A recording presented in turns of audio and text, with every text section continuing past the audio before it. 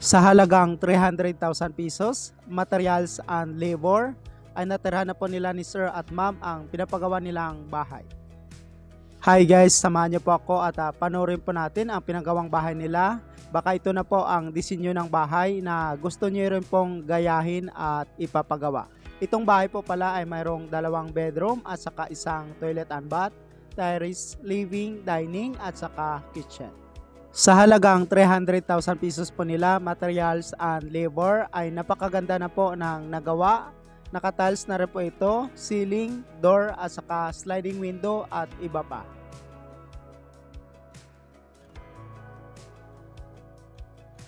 Sa lahat po pala na nakapanood ng video na ito, baka pwede pong paki-comment naman po kung saan kayo ngayon para malaman ko po kung saan na po umabot ang video natin. Maraming salamat po. God bless and more power. Itong bahay po pala ay ginawa ng isang kontraktor sa loob po ng 26 na araw. Mula simula hanggang mabuo po ito at materhan ng may-ari. Napakabilis lang po ginawa dahil kontrata po ang pagpapagawa nito. 40% po ang labor contract sa mga materialis nito. Ito po ang floor plan ng bahay. May sukat po itong length na 22 feet. Width naman po na 24 feet. 528 square feet or katumbas na 49 square meter. Mayroon pong 2 bedrooms and 1. Itong bahay po pala ay located at South Cotabato, Mindanao, Philippines. At gumawa na rin po sila ng formas para po sa roof beam ng bahay.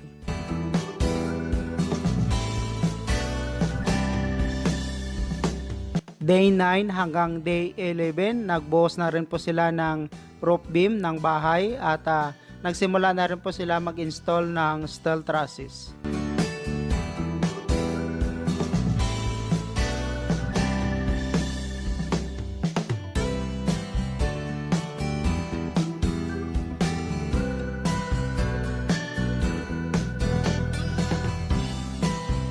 Day 12 hanggang day 14, nag-install po sila dito ng roofing.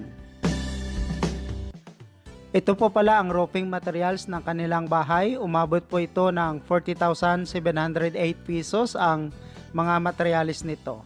At umabot naman po ng 16,000 pesos ang labor cost.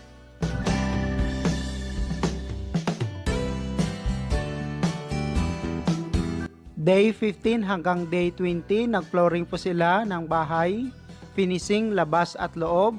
Gumawa na rin po sila ng konkretong hamba ng bintana at saka balcon or terrace area.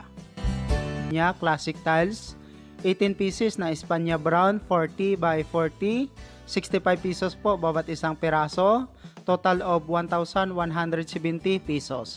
141 pieces Espanya white mist wood, 60 by 60, 138 pesos bawat isang piraso, total of 19,458 pesos.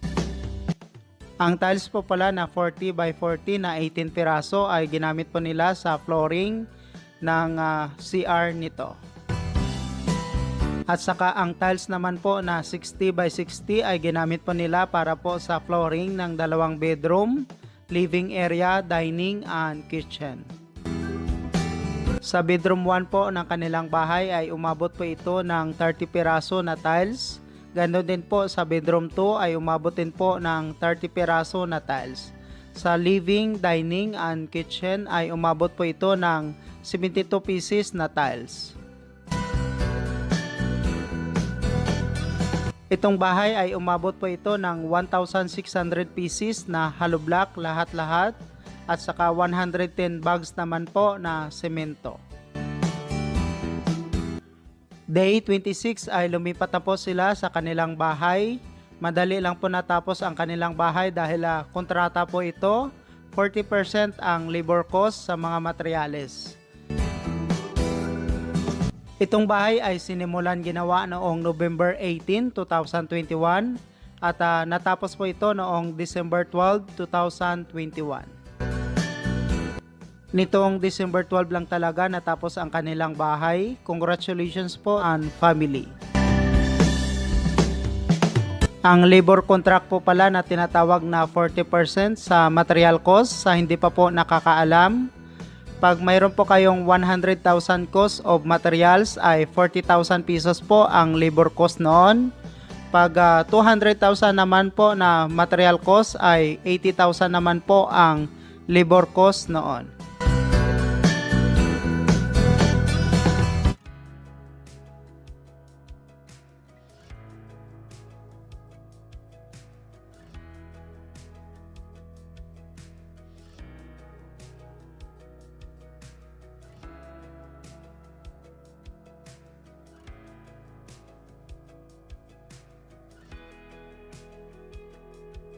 Concept ng kitchen area.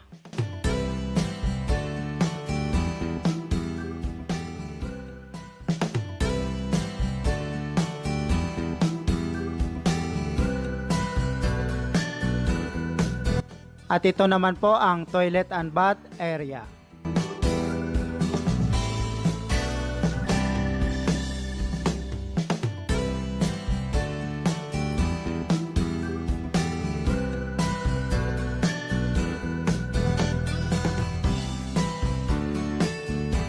Bedroom 1 or master bedroom.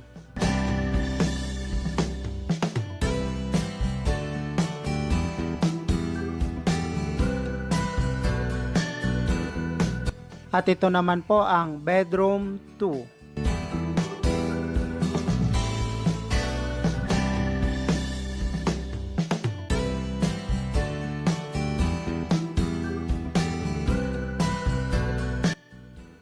Kitchen area.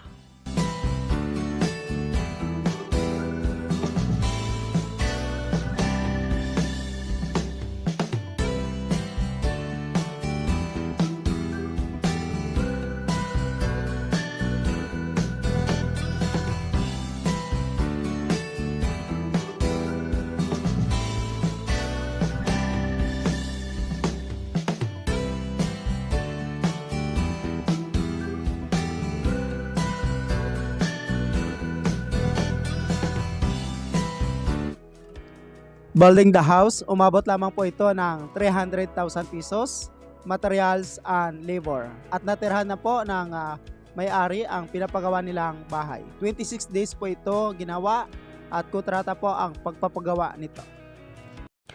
Thank you so much mga ka-OFW. Kung nagustuhan nyo itong video na to, please subscribe na sa Randy Yero YouTube channel. Please don't forget to hit bell button for our latest updates.